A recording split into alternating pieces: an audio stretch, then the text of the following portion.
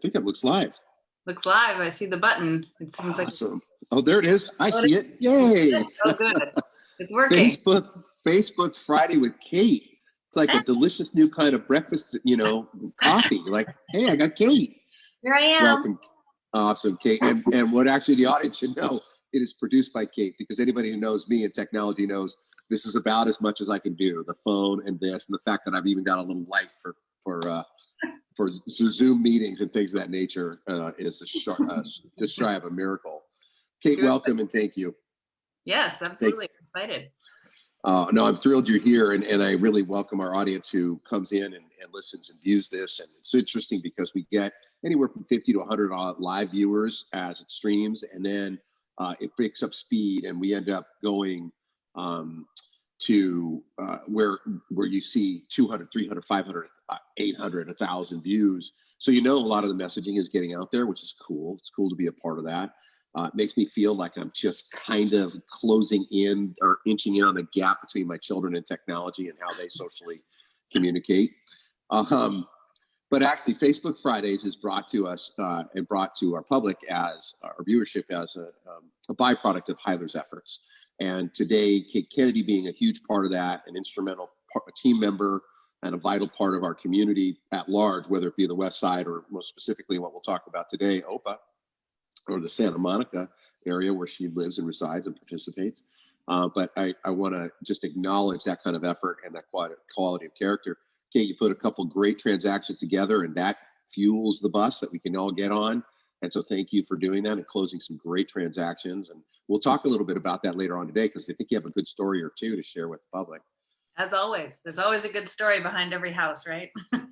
Yeah, very much so. Very much so. Well, Kate, do me a favor and tell me a little bit, or tell us a little bit about what our show is today.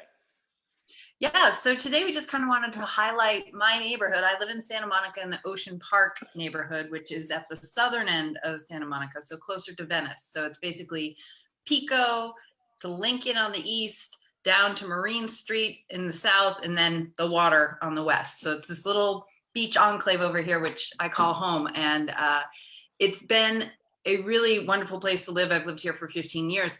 But what's been great recently is that my neighborhood association, which I've been the vice president of for the last, I think 3 years now, maybe 4. Anyways, a while, has really been activated during this pandemic time in a way that has been so inspirational and so helpful, and such a great connection for all of the neighbors here to kind of get information and stay connected. And the person who kind of spearheaded that was the president of the Ocean Park Association, Marc Morgenstern. And he has just taken this and run with it. He also created an amazing newsletter that he sends out, I think, every other day, with just updates and information, not only about, what's happening with the pandemic, but what's happening locally, what's going on with our elections, what fun things are happening. So it's a really nice way to stay connected and feel like you're in the know and you're part of a community, which, for us at Heyler is really, that's the driving force, is building community. And so that's why I worked there, and that's why I joined OPA. So it's really a perfect coming together of those two interests that I have and passions that I have. And Marc has just been an outstanding leader in all of that. So I'm really excited to get to meet him. Oh, no, that's thrilling. And I really appreciate you inviting him to be a guest and to share that perspective. And quite honestly, that leadership, that advocacy, one of the things that we really are all kind of striving for, looking to in our modern society, is a guiding light and how to be. And it's not tell me, it's show me. And clearly what you just demonstrated and expressed about Marc is that he is somebody who leads by example and actually does the work, which is really the other part of it. It's wonderful to be a problem identifier. It's a whole other thing to be a problem solver. And boy, there are plenty of Mrs. Kravitzes out there for that old school reference, of those that will know what I mean. But there will be some that don't. Sorry about that. I did that the other day. I made a reference to something. Somebody had like the plaid, the old school orange and brown plaid on a frame, and it was kind of fashionable, I suppose. Not that I would have a clue. And I made a comment like, "Oh, hey, Bay City Rollers," and they were like, "What?" Crickets just went off. And I was like, "Oh yeah, wait a minute. That's my childhood, and that's actually a really long time ago." Seems like a minute. It happens to the best. It's happening to me now. It's happening to me now, and I'm not that old. Well, Kate, why don't we bring Mark in? Let's get the ball rolling and share. Yes, I'm sure a lot of wonderful things to share with us and some thoughts. And I'm looking forward to the conversation. Here he comes. Ta-da! Hi, Mark. Ta-da. Hi, how are you both? Wonderful. Good morning, Mark, and welcome to our little Facebook Live. Great, glad to be here. Thanks for having me. Oh, it's our pleasure. It's our honor and privilege, quite honestly. You know, with that introduction, I was sitting here going, hold on a second, could I rewrite my ticket? Mark, are you ready to go for the big offices? I'm ready to go. I don't normally talk to people who live east of Lincoln, but in your case, Sean. Okay. So Mark, a little bit about me, just for a half second. I grew up here on the West Side, multiple generations. Family's been here literally over 100 years. Grandfather was in the first graduating class of UCLA's Westwood campus, so very established. And Santa Monica, that beach in front of OPA, right there at Station 25 and 26, that was my playground. And we referred to that part of Santa Monica as the South Side because back in its day, it was a little more seedy, I should say, or blue collar and kind of rough. And it's where the poor people in Santa Monica lived. And those were my people because I was like, hey, this is what's real. Yeah. And then, of course, it connected with Venice. And there was an expression, there's no life east of PCH, to your point. So I grew up with that. But we pride ourselves on still having a good chunk of the funk from that era, where there were real artists with studios in Ocean Park. There were some rough bars, and there still are a couple of them sort of closeted away there. So we try to hold on to that and also hold on to sort of that surf and skate kind of history. That's all part of who we are over here. You reference that because, and I would like to illuminate that part of what we want to do to our viewership is start to paint the mosaic or bring in the different pieces of the puzzle in our communities.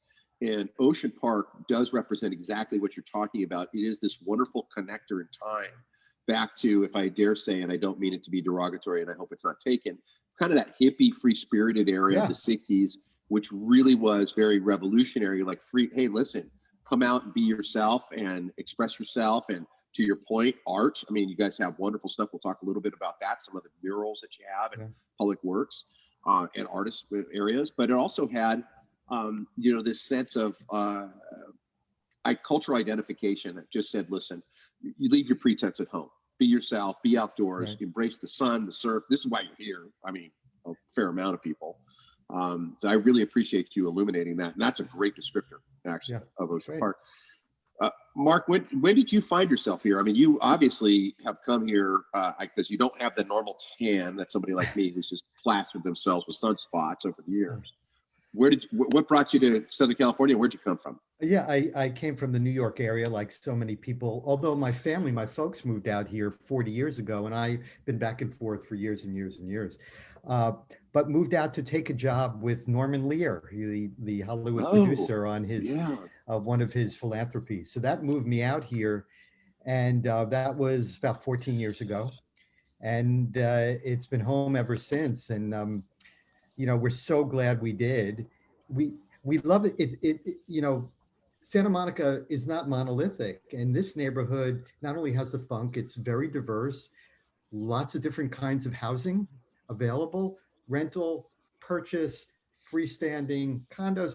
And, the funk lives on. You were talking about that hippie era, and I live literally 2 blocks from where Jane Fonda and Tom Hayden lived back in the day. Yeah, right. And those are, of course, as I'm sure Kate has told you, many of those units are historically they're protected. So there's this, chunk of, we have a number of chunks of Ocean Park that are historically protected, but that's the one I like the most. And people tell me stories about when the Doors, you could overhear the Doors rehearsing and Linda Ronstadt singing.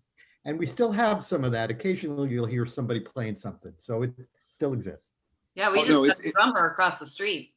Yeah. I need that drummer on one of my properties that has a tenant that doesn't want to leave. So I need to, maybe I'll give him some free rent for a month or two. I really enjoy that reference, that cross-reference back to the music and the history of it. Like I said, I used to catch this little blue bus over here in Westwood and we'd go down the number 8 bus, and that would Yeah. take you down ultimately Ocean Park Boulevard.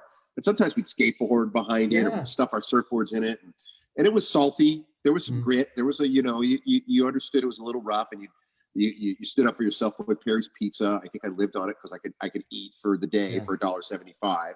Right. But I do remember is like some of the historical preservation, which is, I think, a socially responsible thing. It's saying, like, look, we can't forget our past, and we want to identify these cultural monuments.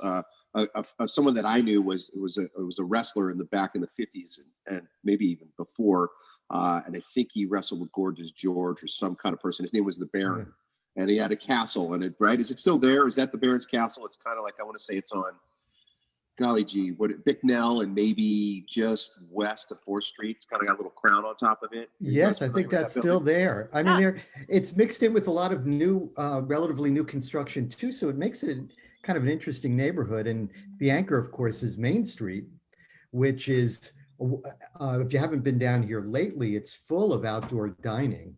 And it's just alive. It was the first place where the city of Santa Monica, working with the Ocean Park Association, which Kate and I are both officers of, to actually try this out, put up the barriers so you're protected. And now it is a safe scene down here that's drawing people from all over. And we at OPA helped make that happen. And now we got a grant from the city of Santa Monica to actually have artists, bringing back the topic of art, paint a lot of these blank concrete barriers that you see with beautiful art, and make it a destination. See, well, let's see some, not just have a good meal, let's have some cool art too. So that's actually literally happening over the next 2 weeks, which will be another reason for people to come on down to Main Street. Yeah, it's very cool. I'm putting my jaw back up because I actually almost can't believe a municipality has that forward thinking and that cultural identifier, or I should say that commitment to art and to music and to actually its businesses. I mean, that's a major statement that Santa Monica has said, look, we have to pivot. Sorry, word of March. I think that's the March 2020 COVID word, pivot, and find a way to shift the mindset of people and help our businesses survive and or thrive. And of all the things we really subscribe to, that al fresco, you could be outside in the winter in California, how lovely. So I didn't realize Main Street was alive like that, because so much of LA is spotty. You don't have here anyone. It's not spotty. And what's so great is now they're getting equipped with heaters and some protection in case it rains for the winter. So it's here to stay, and it's a real gem. And also the grant program we got this under is called actually the Art of Recovery, because as you're saying, that to help these businesses survive, particularly the winter, when things always get slower every year, particularly restaurants and retail, is important. And bringing life to the streets through this al fresco life is where it's at. So we're pleased that we're kind of a sort of the case study for the city of Santa Monica. And we're the first ones to try new things down here. And it's been amazing too, I'd say, on our weekly calls that we have, the OPA Connect calls on Wednesday. We're getting a really good turnout there, 60 to 70 people every single week, which when you think about Zoom fatigue is a pretty impressive number. But what also is impressive specifically about this Main Street program is that there's so much community support, and you really see everybody coming together saying, how can we make this work for everybody? How do we work through the issues of, taking away a parking spot to create an outdoor dining, and how does that work? And really thinking through all of the steps. And then, like Marc's talking about, going above and beyond to say, okay, now it's set up, it's working. Let's make it look great. Let's make it a destination for art as well. And there's so many artists here that are, want to be involved. And there's a group that grew out of the Ocean Park Association called Beautify Earth, which is responsible for many of the murals around Santa Monica and beyond, really. But it's such a refreshing thing to see people come together in such a positive way to want to make sure your neighbors and your businesses in your neighborhood are being taken care of, and helping one another. It's been very inspiring to see that. Yes, I second that. We have these calls where everyone, with the distance we're forced to have during COVID, people are really crying out for connection. And we tried one of these calls way back in the spring, and it's continued every week. And councilmen come on to tell us what's going on. The police come on, merchants come on, tell us, share the latest news. We ask people how they're feeling about things, how we can help them as an organization. And that's led us to some really interesting things in terms of art, but also another new project we're doing is a pilot on zero emission delivery vehicles. So again, this is COVID related because so many people are having their meals and their groceries delivered as opposed to going to pick them up, particularly in the winter. That will pick up even more. So how can we do that without those trucks belching the diesel fumes and without a big lot of cars clogging up the parking spaces? So we're looking with a nonprofit and the city at electric bike vehicles, bots, robotic delivery systems that are human operated by over phone lines and over Wi-Fi, and just kind of sort of reinventing that. It's interesting how it happens. One thing leads to another, and you know, there's the old cliche that that crisis equals opportunity. So this combined kind of national crisis that's localized here, that's a health crisis and an economic crisis, has really led to a lot of innovation in Ocean Park and in Santa Monica. And it's going to continue by necessity. The city government's reducing regulation on businesses starting, reducing red tape. You could do a lot of the things online that you used to have to go to City Hall to do, whether it's getting a parking permit or whatever. So innovation is really happening, and it's sort of a little told positive side of this tough time that we're all going through together. I'm so, I'm sorry, Kate, I'm so taken back because, you know, it says a lot about the power of leadership, forward thinking, community engagement, and the willingness. And it's clear to me that OPA, as its own little slice of the mosaic, or the piece of the mosaic in the city of Santa Monica, has been a forward leader for the entire city, and said, look, we can look at all the other problems we were all facing at the same time, and we need a solution for each one of them, and we don't have time to waste. Right. We have to figure out because one of my biggest complaints is bureaucratic tape. It's like, oh, come on, somebody of authority, somebody just take it. Like, yes, you can do this. And I think, from what I'm hearing, that I believe that OPA and your fluidity and your communication, and for the politicians to be able to communicate with their constituents and stakeholders, have all decided, like, we have to be really proactive, and we're small enough of a city and yet wealthy enough of a city too. I mean, Santa Monica, let's be honest, it's a gem. Yeah. It's a travel destination for the whole world, quite frankly, and it deserves that merit. So bravo to OPA for doing that. I would love to know a little bit more. How did you get involved with OPA? What drew you to that? Yeah, well, I after I moved here, I wanted to meet people and find out what was going on. So I started attending meetings, became secretary, and then sort of worked my way up to president, meeting all these wonderful people who wanted to be involved in the community. And because it is a real powerhouse organization, one of a number of neighborhood organizations here in Santa Monica. But I think we like to try things first, and we also like to work closely with other constituencies and partners like the merchants. We created a discount program where residents get a card and they could take it to a local restaurant and get a discount. It's a rewards program that we did in cooperation with our wonderful merchants on Main Street. And we also work with the merchants on Lincoln Boulevard as well, which is undergoing a huge transformation to make it much more pedestrian friendly. And so there's a lot going on all over. New bike lanes going in on Ocean Avenue. So there is quite a lot of positive things coming out of this difficult time. People getting together, innovation happening, red tape being cut. And, and that's the challenge for all of us, is when this crisis finally does end, and we all hope it will as soon as possible, to keep the good parts, the innovation, the dialogue going on among the residents and between the critical. residents and businesses, and the city's openness to really listen and change and cut the red tape. So that's really the goal, to hold on to the good stuff. If there are any viewers from the city council, mayor's office of the city of Los Angeles, will you please take heed to what you're hearing here? Because this is your solution to so many of the problems, the continuation of the conversation. Like, look, let's not go back.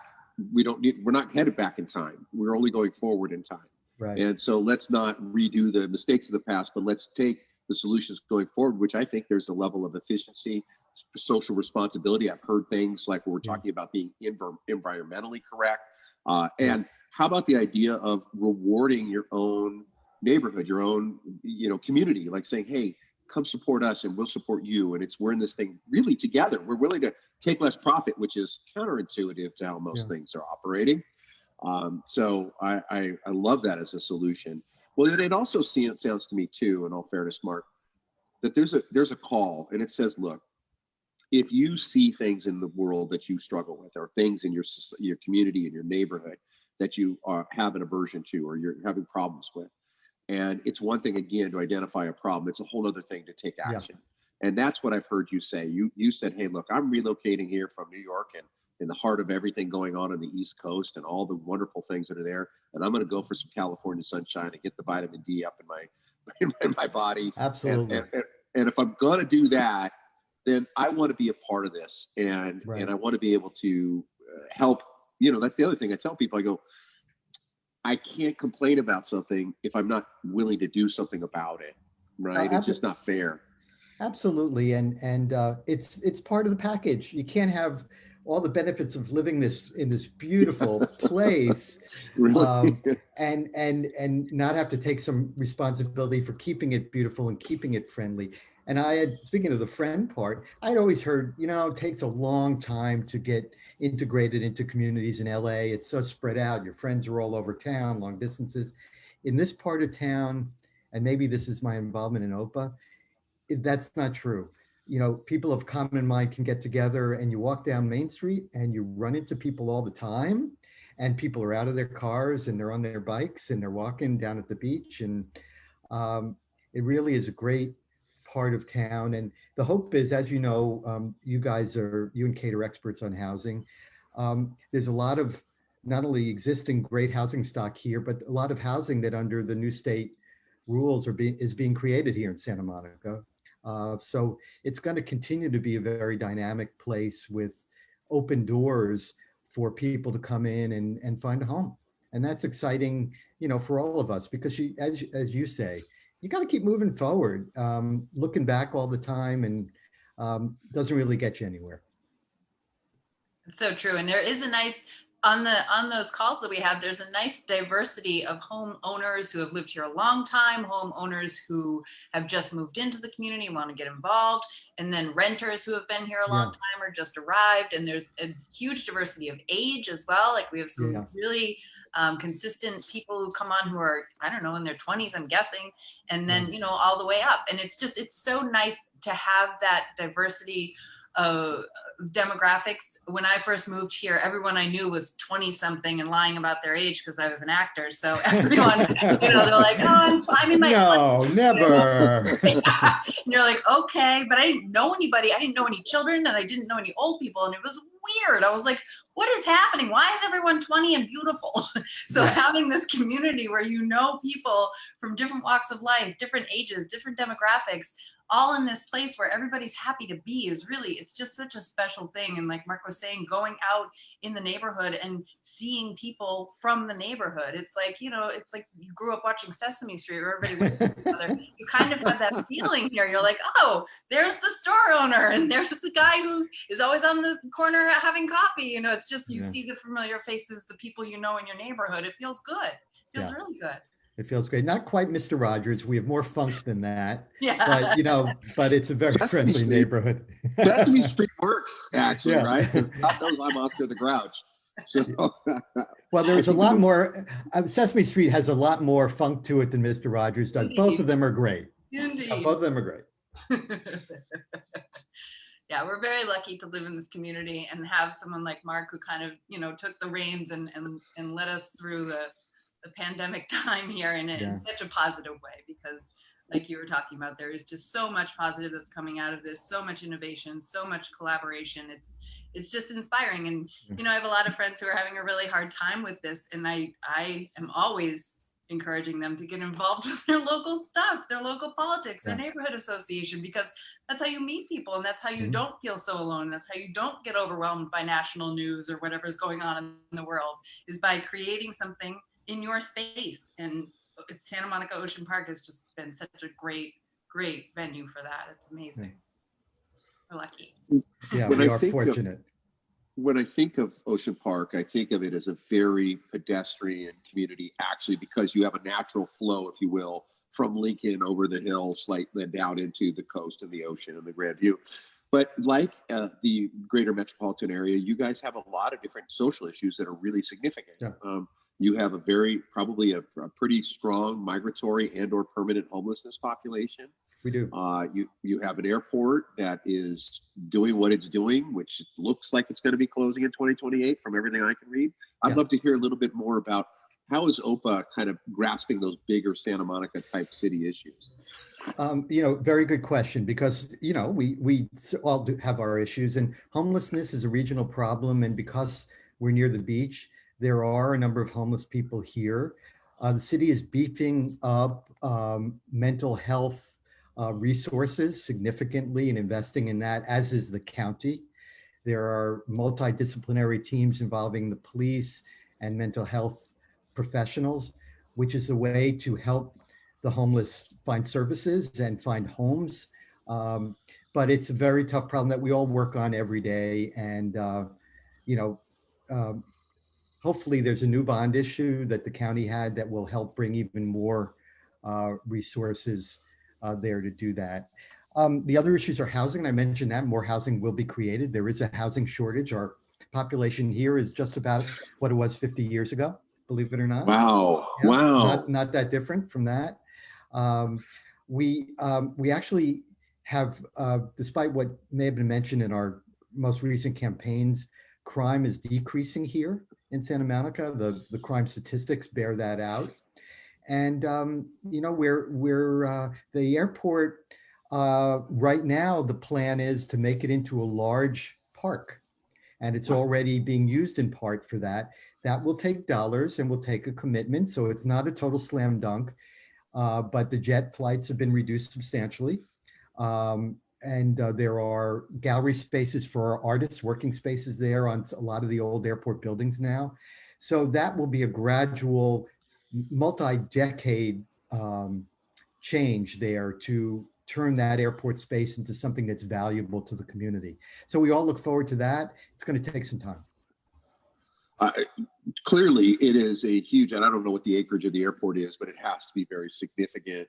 Yeah. And I know that the city of Santa Monica has been in the fight for a long time, and it's popular with, I think, many of the residents, especially the ones living in the Sunset Park and OPA area, because you're in the flight pattern at some level. Right. But green giant space, I mean, wow, when do you get an opportunity for that? A great park, I mean, that would be something super fantastic. It could just be amazing. And there are a lot of models in Europe where number of airports have been turned into parks, where there's some great ideas. And so they're looking at that, but it's going to be, a project.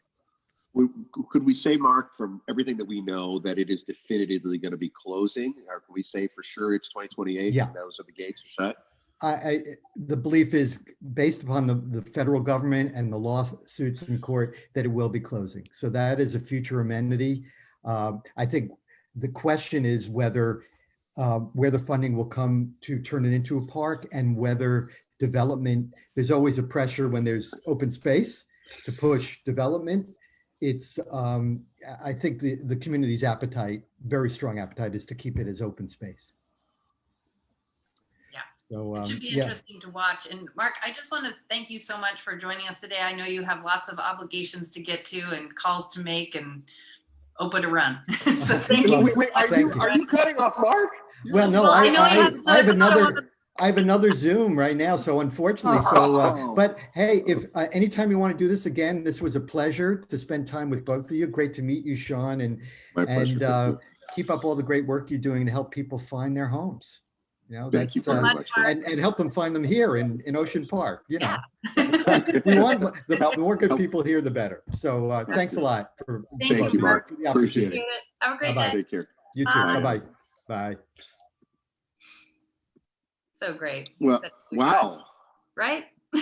He's just the That best. went He's so fast. nice. I've got like 20 more questions. I know, and he knows so much. It's so great how much information he retains. Like I was mentioning when we were talking to him, he puts out this newsletter. I believe it's every other day. And if anyone's interested, just shoot me your email. You can sign up to it and you're not joining anything other than these great notices about what's going on in town. I mean, it's so amazing. It's everything from like, what happened with COVID? Where are our elections at? Here's a fun thing to go check out. And just great information that's, localized and personal. And he's very remarkable. It's been so great working with him. And he's also just super nice and so humble. Like, Yeah. When you read his resume, you're like, you don't need to be humble, Mark, actually, right? You're a really highly educated man and worldly, right? Cool guy, very cool guy. And that's the thing, it's such a nice group of diverse people on the OPA board with really cool accomplishments. When I joined, there was a guy who was running JPL, like he was the head NASA guy for years. And I had no idea. He was just some, nicer old man with a good beard. And I thought, that guy's so sweet. And somebody's like, do you know what he does? And I was like, oh, I had no idea. He's a literal rocket scientist. Cool. And you just find out these stories. And like he was talking about, the history that's in Santa Monica is so interesting. I just found out I'm also part of the Santa Monica Bay Women's Club, which is a 100-year-old club. The property, which of course right now is closed, is on 4th Street. And it's one of those buildings that you see and you think, wow, that's a cool old building. What goes on in there? And this is the Santa Monica Bay Women's Club. And the history there is amazing. And we found out on our book club call this week that we were talking about Woodlawn Cemetery and the people who are buried there. And I'm totally blanking on the name. Katie Stanton, the suffragette, is buried there. I thought, that's so cool. I had no idea. Like, what a cool thing. So it's just, you're always finding out more because there's history is so rich in this little pocket over here. It's so great. I love it. In particular, the Ocean Park part of it, right? Because there was always a line of demarcation. There was the north side of Santa Monica and the south side, and in between was almost like kind of a gap, like a pass through, which ultimately became both the freeway and the main thoroughfares going east-west. But we actually have an extended family member who is buried at Woodlawn, and so we've gone to visit. And I will say, I always do this when I travel and when I go to different towns, especially when I go to foreign countries and/or back east. I almost always go to the cemetery, and it's kind of a bizarre ritual, but there's this idea of I want to connect with the history and the story. These were lives here. These were people. They endured whatever the environment and the elements are, and they forged a life, and they lived and they suffered and they celebrated, and they had all the life experiences. And it's just a way of kind of trying to vibe into a space. I have my sister-in-law back in New York, who's got a country house in the upstate area, kind of near the Massachusetts border, and you go to her little tiny cemetery and there's people buried in the 1700s. You're like, whoa, that's cool. Like, yeah, it's a whole different thing, because I grew up in Maine and my parents' house was built in the 1700s. So when you grow up that way, you just assume everywhere has old stuff. And when I moved here, I was like, nothing is old here. Everything's brand new cars, brand new houses, brand new buildings. The oldest thing you see is like cool 60s like architecture. It was such a shift to realize like, oh yeah, it's a newer place here. And of course, when you stop to think about it, that makes sense. But it's just such an interesting thing to stop and think, oh, right, everything is not as old as where I was from. And I think when you spoke about retaining the history and the like community involvement in that, it's huge here. The Santa Monica Conservancy group, they are amazing at making sure we're protecting those buildings. Those, around here, there's a lot of these little bungalow housing where there'll be like 8 little bungalows all together in this little courtyard community. And they're really working hard to preserve that, because that's the history of what it meant to live in Ocean Park. That's what was here. And so it's nice that those things are preserved and, kept, and it really keeps the feeling of here, because to be fair, we also have a bunch of high rises going in because we need housing. So it's that balance of like holding on to the past and honoring what was, but also making sure we're moving forward and creating space for people because there's so many people. Well, no, it's actually it's an important part because there is a marriage between preservation and development. Yeah. And when I think of, for instance, the walk streets like Hart and Fraser, those little streets and those little houses, those were cottages for people that were living in like Pasadena, San Marino, that would come down to the beach, and it was all excursion to get out here. And you stayed here. This was your beach cottage. And now, of course, you're going to pay $4 or $5 million for that beach cottage. And, yeah. and you get to walk right onto the beach, which is really cool. Kate, what is happening? I'm curious because there is change, and there's a lot of change taking place. And Lincoln is a major corridor. I mean, I'm sure it's a Class 2 highway. It's identified as Pacific Coast Highway for a significant part of it. What is taking place on Lincoln Boulevard in the OPA area? Yeah, so Lincoln has a lot of plans, and I'm forgetting, I think it's called the Lincoln Improvement Project or something as simple as that, but they have a bunch of plans that were supposed to, of course, start this year and have been, delayed. But they're going to be rerouting all of the lanes on Lincoln. So they've already put in bus lanes so that they can designate that to help cut down on the traffic and create that throughway for the buses. Bike lanes, they're going to be putting in a bunch of different berms and new crosswalks because in this neighborhood specifically, we've had a bunch of fatalities at crosswalks because there's no lights. It's just you walk across Lincoln, which is like the worst slaughter ever. Yeah, so won't even drive on Lincoln. It's scary. So it's just, and what's been happening, I think, in anticipation of all of those civic projects that are going to be happening with a lot of like greenery, and like Mark was talking about opportunity for more pedestrian life on Lincoln Boulevard. Businesses on Lincoln have changed substantially. When I first moved here 15 years ago, it was like car repair shop, maybe, I don't know, an empty parking lot, car repair, so it was just that was the business that was there. And now there are restaurants, there are boutiques, there are hairdressers, there's like a mommy and me plus lawyer shop. Like there's just so many creative uses of these small shop fronts because people are walking more. And it kind of started on the Venice end and is building up into our neighborhood more so. I mean, still at the end of my block, there's car shops, but it's this kind of, you see this shift that's happening, and it's exciting. And and being on OPA, we get presentations about all of what's coming. So you have a buy-in, you're excited about what's happening, and you want to make sure you hold everyone accountable to make sure it does happen because it sounds so cool. And it really increases the value of living here when you can walk to places. I mean, I'm fortunate enough here, I'm on 7th Street, so it's 7 blocks from the beach, right? And 6 blocks is Main Street. So we walk down there almost daily just because it's so lovely. Wow. And we've had our share there of turnover. There's definitely a lot of things that have come and gone because rent is expensive by the beach, but it hasn't yet gone the way of Abbot Kinney, in that Abbot Kinney now has a lot of like larger corporations moved in there, like big like Levi's and brand names that I don't even know because I know nothing, but all of that transition has changed from this funky arts, community to now it's like very fancy corporate stores down there. And Main Street hasn't seen that yet. It's still, owners of small shops, restaurants moving in, trying to make their go of it, which is, I don't know, it's much more my speed. That's what I prefer, seeing those types of businesses grow and thrive down there. So there's still some vacancies, but new stuff is coming in, has been coming in throughout the whole pandemic, which is very interesting. So we like to walk down and see what's new. I mean, there's a brand new one that just opened called Go Get 'em Tiger that all the hipsters seem to love. It opened in a little coffee shop by the Sea Motel, which before was called Amelia's, and it was a family-owned shop, and we went there all the time, and the family was lovely. But their son had a grandchild, and now they get to go retire and hang out with their grandbaby. And this new place is in, and it's been lines out the door. So it's exciting to see that happening, I think.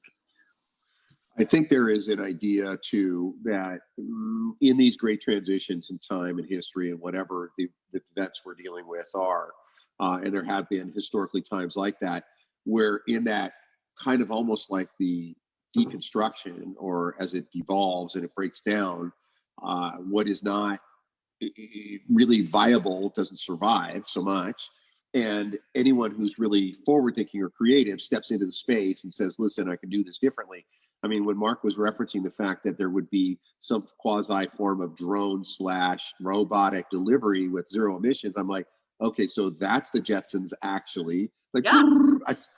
I saw something today actually on South Korea where they're starting a taxi service that is all drone. So it's air taxis, drone. Oh yeah. Mm-hmm. I was like, oh, that. But I see Santa Monica as like, yeah, we could maybe do that. We could figure out those spots. City of Los Angeles, not so much. No, That's a bigger hill to climb. LA, Santa Monica, I think is the right size to be able to do this kind of innovation and be forward thinking, and then downsize from even Santa Monica. Ocean Park has been the place to try these things out. Those little robots, they got here a month ago, and one of our members on OPA took a picture and said, whoa, look at this. And I saw one on my block. They're just these little boxes on wheels. Swear. They're crazy. It's so cool. So they're being remotely operated by a human, so they know to watch for crosswalks and pedestrians. But you can order, I mean, I think you can get a lot of things, and they're currently working with Main Street to do deliveries from our restaurants.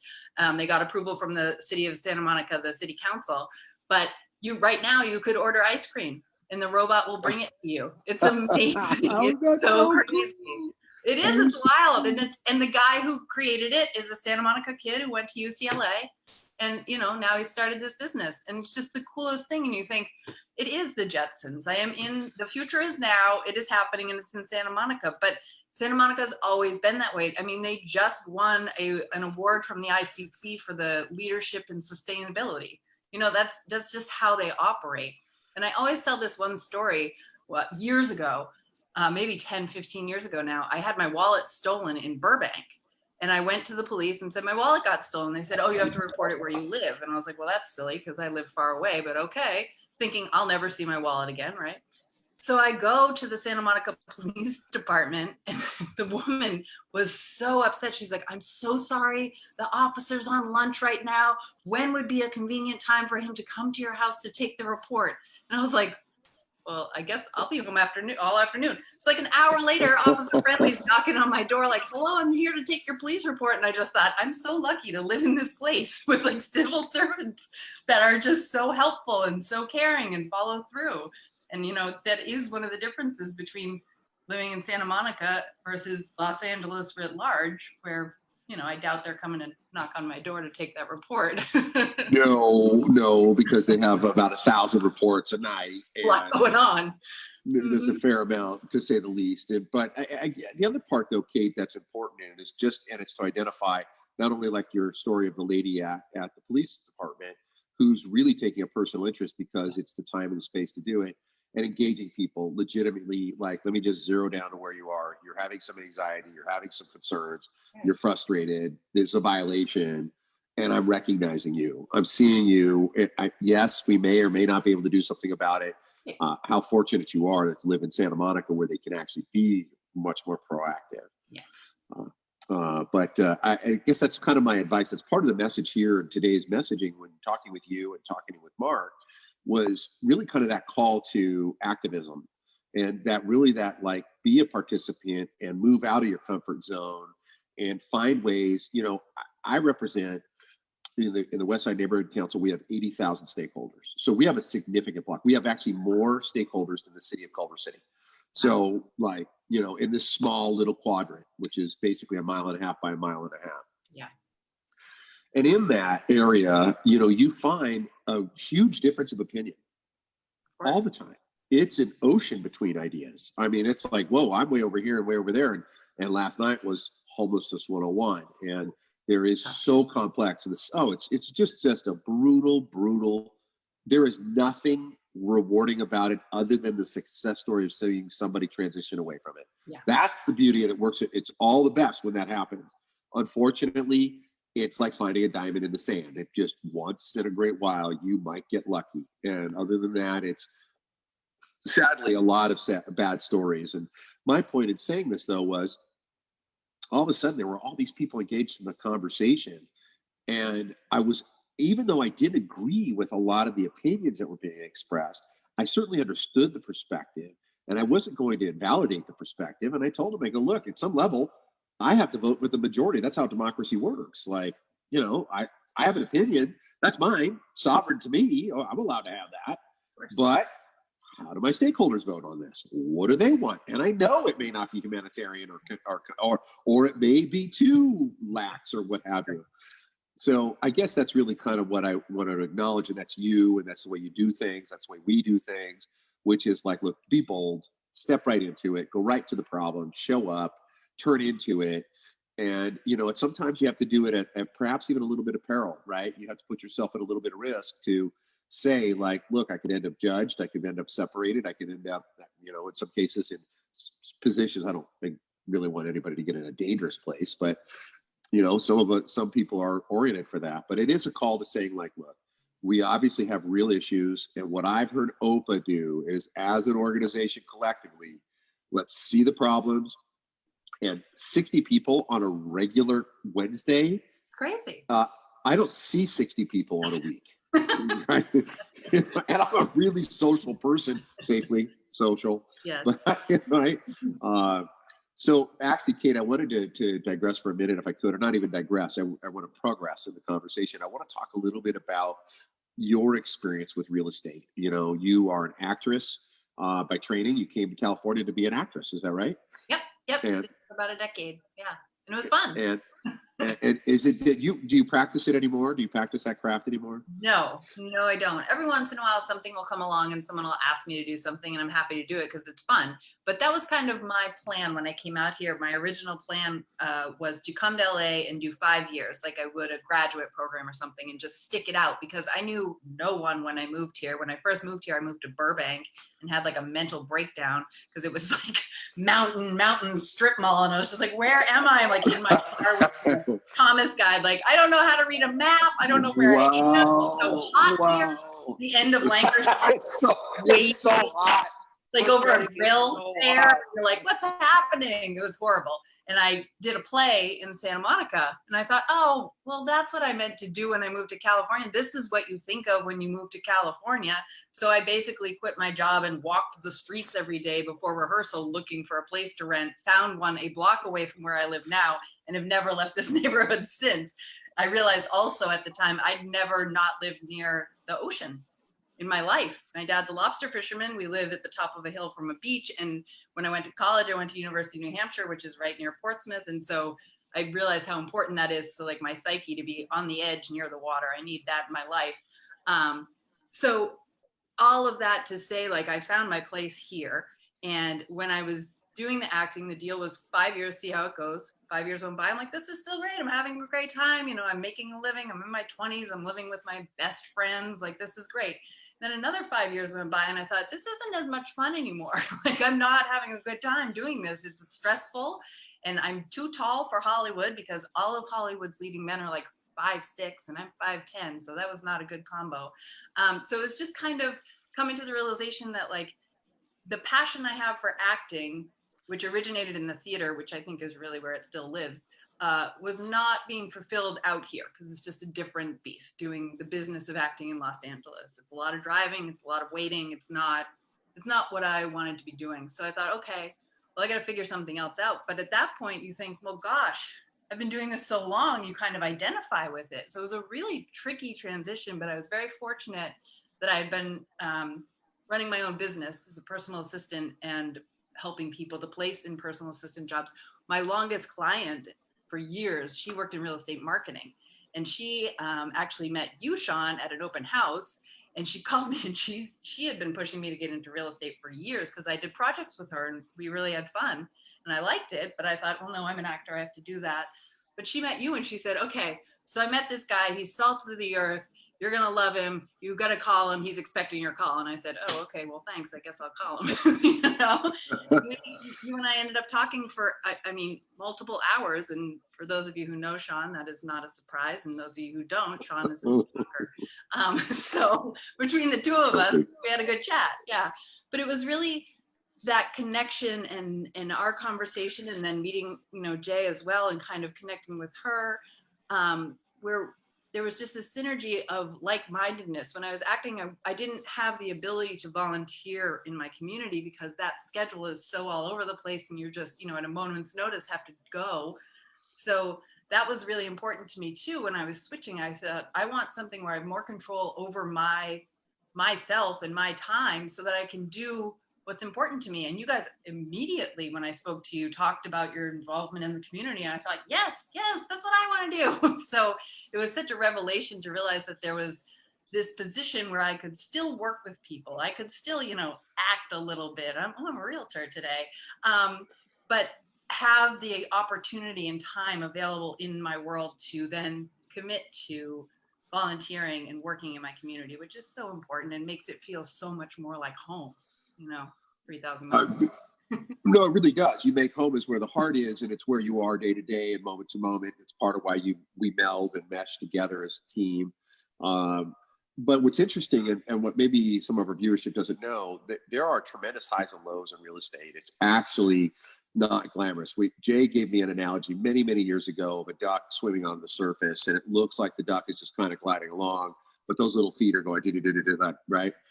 And there's a huge amount of emotion, right? There's emotional capital because there's huge actual capital. So, finances are very significant, and there's a lot of pressure. Like, oh my God, I'm going to spend $100,000, $500,000, $1 million, or I'm going to get into debt, and all the complexities in California real estate.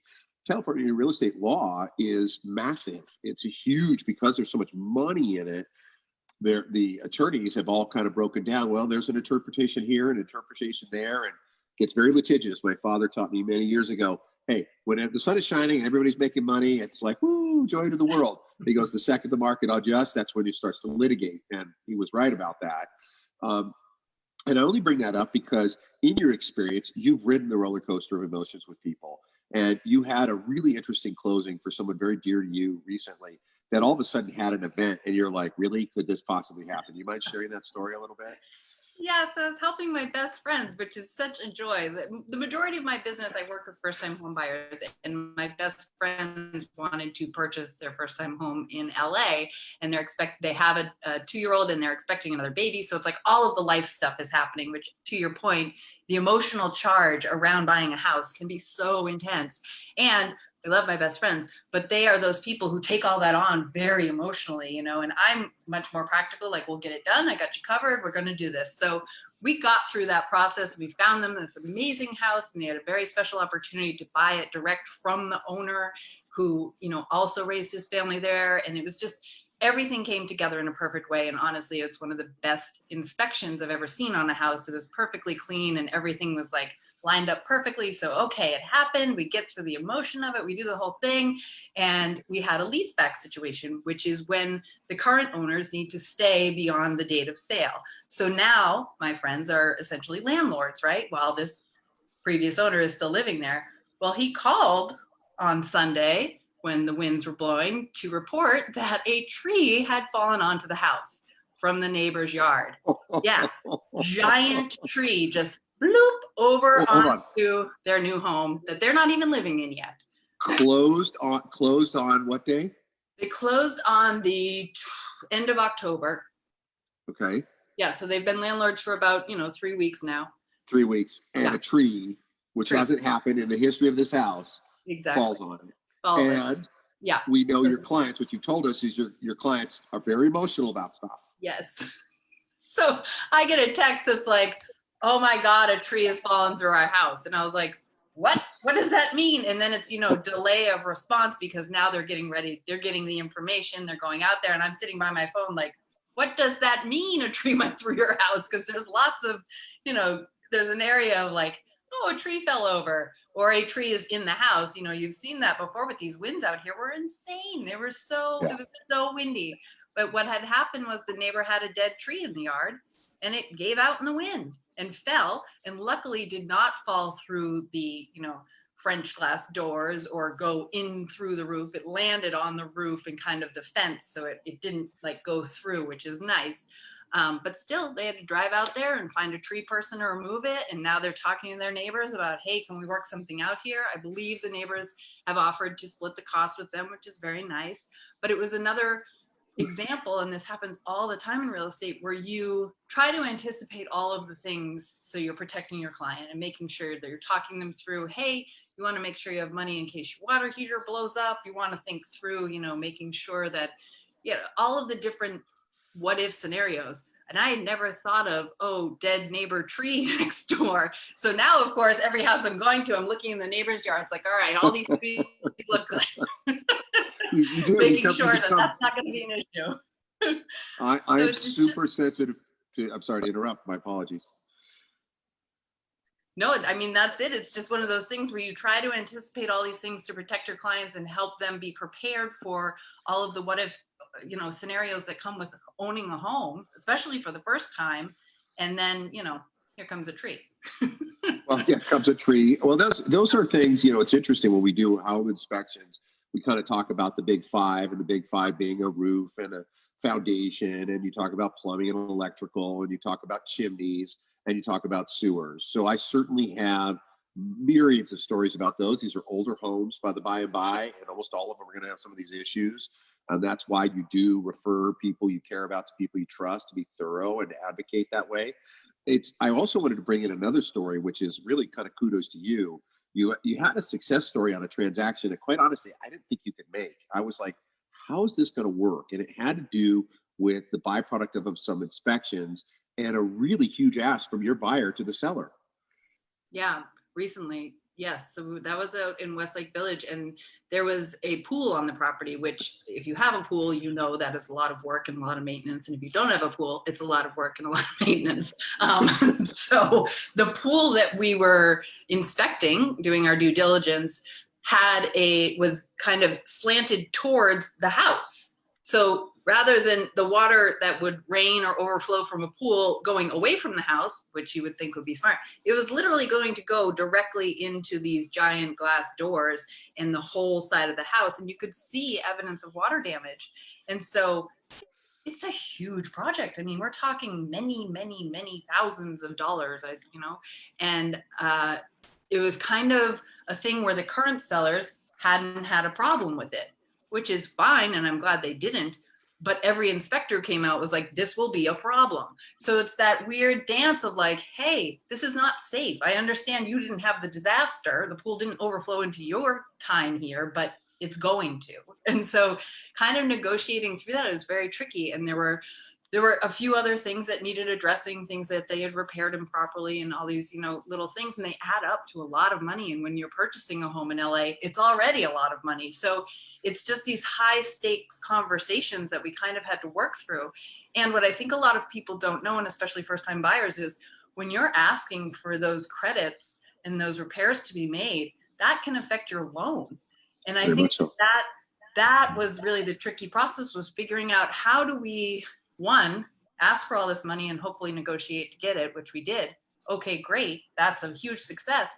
But then how do we make this work with your lender so that you are able to pay for this in a way, and then also be able to fix the problem that we just negotiated these credits for? So it's this multi-level jigsaw puzzle that you kind of have to solve all at the same time, making sure your clients aren't, freaking out and scared about the process and whether or not they're going to get the house. And if they do, what does that mean? And so it's a lot of, negotiating to get things done, but also negotiating with emotions and making sure people feel safe and secure and understand what's going on, because it can get really complicated. So we can add to your resume actress, realtor, and therapist. Yes, I absolutely think that there should be some side certification when you become a realtor that you're like a half therapist as well. Like those are billable hours. I love you sharing that, and I appreciate you sharing that, Kate, because it really illuminates to people that it looks like it's one thing, but it's very much something different. And this job has, we look like we have free time. We do have the ability to work on our schedules because we can block time differently. We're not set, check in at an office at 8 or a Zoom call at 5 or whatever. We are a lot more fluid, but it also makes us incredibly accessible to our clients, and their anxiety doesn't stop just because it's 7 o'clock at night. Their anxiety goes on till 9 or 10 or 11. And it really talks about character, and it talks about the depth at which we care about this process. And I think I really want to suggest that too to the viewing audience, that I think it's time as a society, as a culture, and certainly as an industry, I know we practice this way, that we are willing to invest, to be more vulnerable, to be more accessible. And at times it's inconvenient and it's difficult, and that's okay. Set your boundaries, restore yourself, renew yourself, but also accept that responsibility. We need to take care of each other in a better way going forward. And I think what I've heard from Mark and Opa today is that's a community. You're part of a community in your home life, in your domestic life, where it's forward thinking and it is proactively changing the world. It's saying like, look, we have problems, we're going to come together, and we do it professionally. And then the plea is that we do it personally, one-on-one. And Kate, I really just want to thank you for picking up the mantle of Jay. It is not easy to do. The girl, No, that's a big shoes to fill. it's like the Statue of Liberty, like ta-da, I'm here. And, you know, actually, we saw a picture of her. So she's doing part of her, what do we refer to those things? Her conference, her real estate conference, where she does some personal and professional coaching. And we saw a picture of her kind of in this beautiful phrase of like that woman in power stance. Like, it's all coming to me, universe. And it's wonderful to see, but you gave her that permission by standing in because she likes to keep the obligation, and I appreciate it. Facebook Live is something I really do look forward to. And I want to thank you for hosting. You did a fantastic job, and thank you for bringing an awesome cast. Yeah, happy to do it. So fun to be here. It's always fun to watch you guys, and you know, I'm on the other side of the computer, like cheering you on and typing my comments. So it's nice to be here live with you. I appreciate the invite, and yeah, it's great. I think it's a great thing you guys do, and keep it up. I'm here. All right. Well, I'm going to give you the hug. I'm going to give you the Dr. Carey virtual hug and move it along. And thank you very much. Give my regards to your awesome spouse. We didn't even get to talk about the coolest part of your life, and that's your husband. But yeah, he's pretty all right. Have a wonderful day, Kate. Thank you so much. Thank you. See ya. Bye.